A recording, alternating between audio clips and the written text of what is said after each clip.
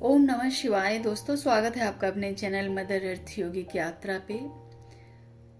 Gita series के 11वें अध्याय के तीसरे एपिसोड में आप सभी का फिर से एक बार स्वागत करती हूँ। आइए सर्वप्रथम एक छोटा सा ध्यान करते हैं, गुरु को वंदन करके फिर हम लोग तीसरे अध्याय की ओर बढ़ते हैं। लंबी गहरी सांस लें।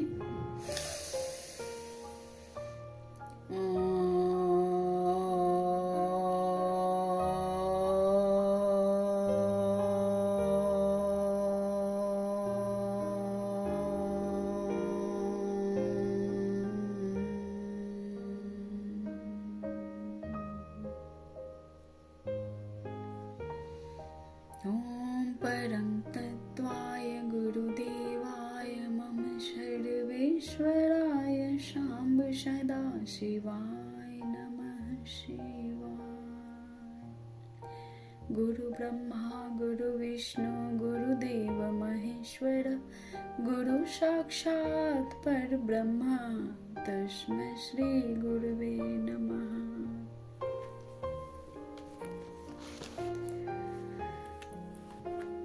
तो पिछले 11वें अध्याय के दूसरे भाग में हमने जाना कि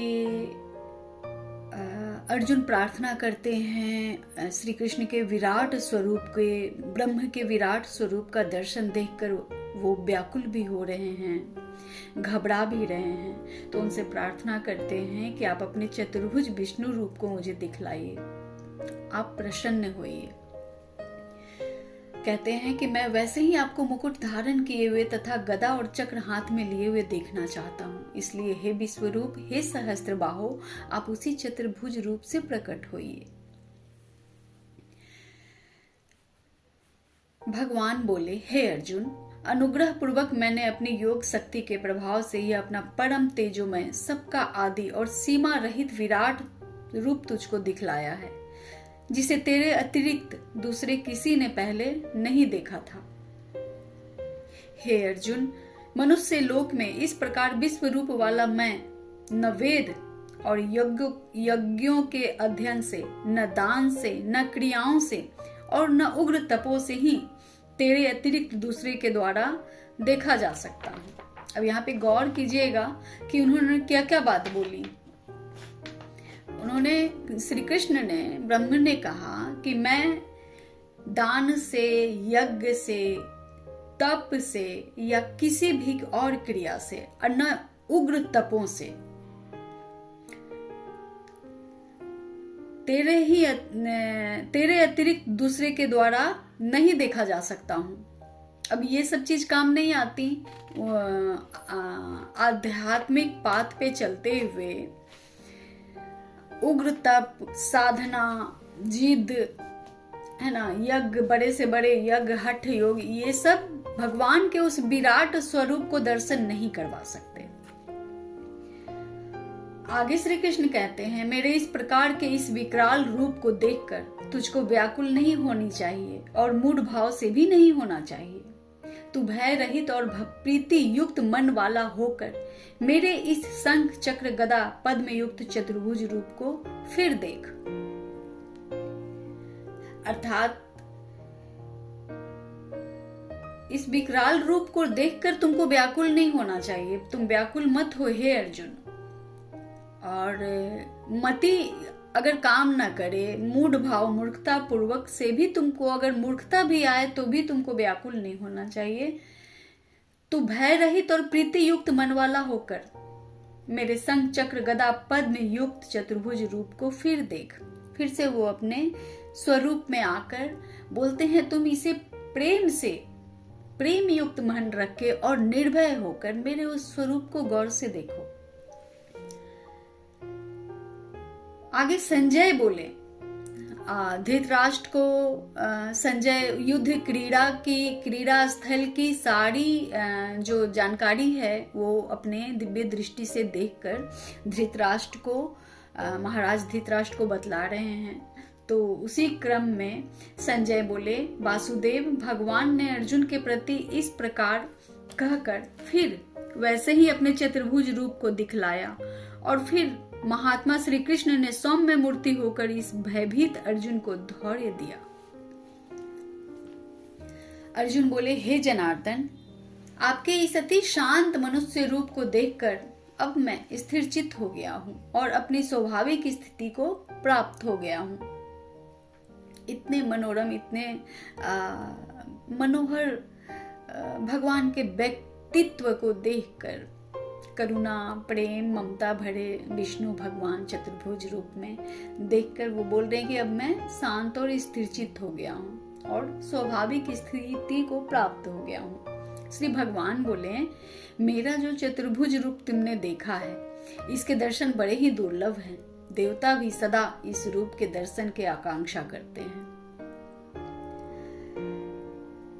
जिस प्रकार तुमने मुझको देखा है, इस प्रकार का चतुर्भुज रूप वाला मैं न वेदों से, न तप से, न दान से और न यज्ञ से ही देखा जा सकता हूँ। परंतु हे परंतप अर्जुन, अनन्य भक्ति के द्वारा इस प्रकार चतुर्भुज रूप वाला मैं प्रत्यक्ष देखने के लिए, तत्व से जानने के लिए तथा प्रवेश करने के लिए अर्थात एकात्म भाव से प्राप्त होने के लिए भी शक्य हूँ। अर्थात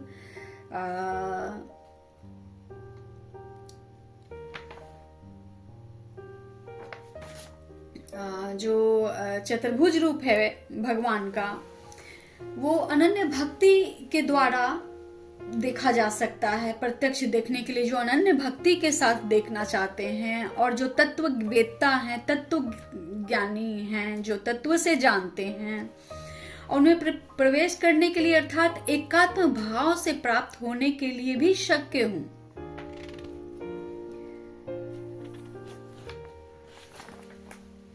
हे अर्जुन, जो व्यक्ति केवल मेरे ही लिए संपूर्ण कर्तव्य कर्मों को करने वाला है, मेरे परायण है, मेरे भक्त हैं, आसक्ति रहित और संपूर्ण भूत प्राणियों में वैर भाव से रहित हैं, वह अनन्य भक्ति युक्त मनुष्य मुझको ही प्राप्त होते हैं।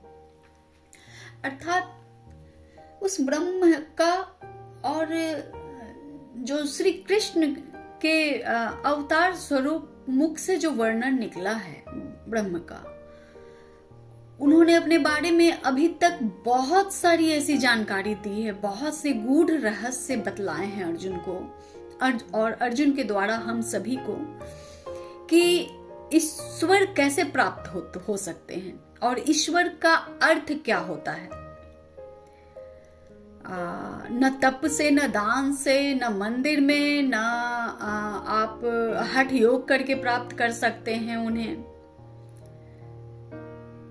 हाँ, ये आपको अध्यात्म के रास्ते पे चलते हुए ये एक इंस्ट्रूमेंट के तरह जरूर आपके काम आएंगे कि तप, दान, मंदिर, रोज नियमित रूप से मंदिर और भगवान को जाना, पूजा करना, रिचुअल्स जो फॉलो करते हैं हम सभी, वो सब एक रास्ते हैं। लेकिन वो एकात्म भाव से पूरे संसार की तरफ से जब मन हट जाता है या तत्व ज्ञान प्राप्त हो जाता है, जो तत्व से जान लेते हैं कि इस पंच महाभूत के शरीर में, वो पंच महाभूत का कौन कौन सा कार्य है और उसके स्थान हमारे शरीर में कहाँ है, और उनके कार्य के परिणाम स्वरूप मनुष्य जन समुदाय जितने हैं धरती पे, वो कैसे कैसे मानसिकता के साथ चलते हुए अपने परिवार, समाज और स्वयं के लिए उन्होंने कैसे अपने जीवन का निर्माण किया है। क्योंकि पंच महाभूत जो हैं, पंच महाभूत कहा जाता है हमारे शरीर में, जो हमारी जो पंच चक्र होते हैं हमारे, वैसे तो हमारे 7 चक्र, ऐसे जनरल भाषा में हम कहेंगे कि जो 7 चक्रास होते हैं हमारे बॉडी में, जो हृदय तक आकर वहाँ पे खुलते हैं। लेकिन 2 चक्र जो होते हैं पंच महाभूत के बाद, वो हमारे 3 चक्र उसके ऊपर के होते हैं। 3 चक्र जो होते हैं, एक हमारे कंठ में, दूसरे हमारे थर्ड आई पे और तीसरा जो होता है वो समाधि योग के लिए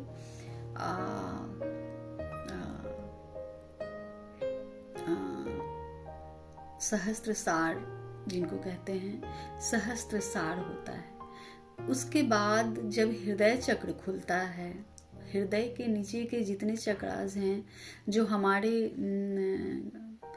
हमने जो तप किया, आराधना की, साधना की, जो भी चीज अपने काम में, अपने आध्यात्म पाथ पे चलते हुए उन सारी चीजों का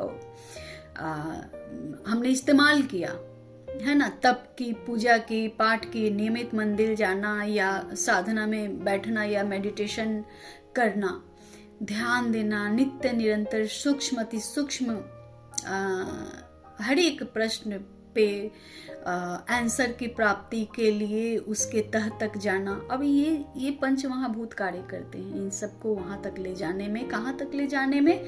आपके विशुद्धि, आज्ञा चक्र और सहस्त्रसार चक्र तक।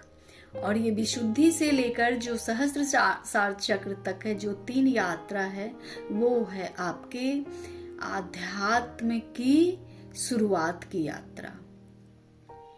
तो भगवान कहते हैं कि अनन्य भक्ति युक्त जो मनुष्य होते हैं, जिनमें करुणा, प्रेम और तप, कर्तव्य, कर्म,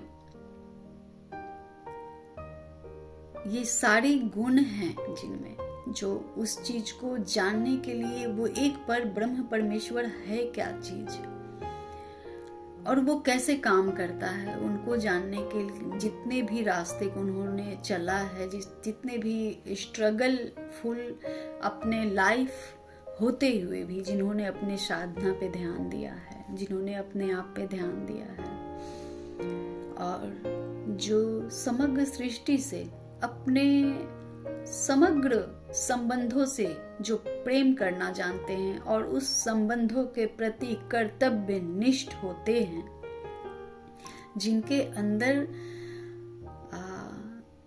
शायद बचपन से, जन्म से उनके अंदर एक ऐसी लाइट होती है, एक ऐसी प्यास, एक तड़प होती है अपने मूल से मिलने की।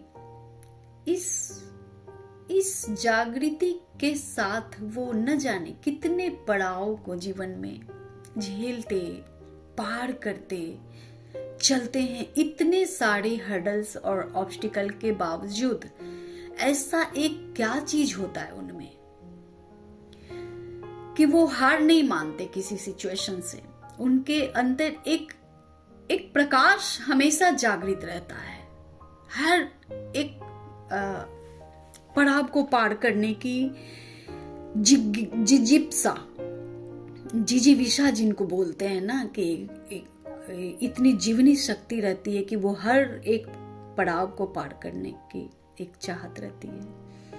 जिस प्रकार श्री रामचंद्र में थी, जिस प्रकार श्री कृष्ण में थी, अर्जुन और पांडवों में थी, है ना, बुद्ध में, गौतम बुद्ध में, बहुत सारे हमारे जितने भी अवतार आए हैं, ऋषि मुनि से लेकर जितने भी तपी सिद्धगणा जितने भी आए हैं, वो सब एकांतवास में भी, उन्होंने एकांतवास को भी ग्रहण किया है। लेकिन अब की जो परिस्थिति है इस धरा की, इस धरती की, बहुत सारे लोग जागरूक और अलाइन हो रहे हैं। वो अपने परिवार में रहकर, वो जिस सिचुएशन में जहां भी हैं, उस सिचुएशन में ही अपने प्रश्नों को खोजने के क्रम में इतने सारे स्ट्रगल्स, हर्डल्स आते हैं, और बावजूद उसके, वो फेस करने के बावजूद वो अपने परिवार और समाज के साथ कभी अन्याय नहीं होने देते, स्वयं को लेकर अपनी तरफ से। लेकिन लक्ष्य उनका जो रहता है वो मात्र एक परम पिता परमात्मा, यानी अपनी ही आत्मा की खोज, जो स्वयं उन तक लेके जाती है। तो वैसे जो इतने ज्यादा जो जीवन से भरपूर एक ऐसी दिव्य आत्मा वाले शरीर, ऐसी दिव्य आत्मा जिनकी आत्मा कभी भी, चाहे वो कितनी भी वर्ष पोजीशन हो, कभी भी वो बुझती नहीं। अगर ऐसा है तो वो एक खोज है, एक प्यास है कि मैं कौन हूं,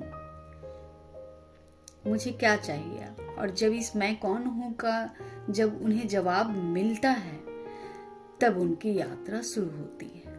ऐसा नहीं है कि उनकी यात्रा बहुत आसान होती है।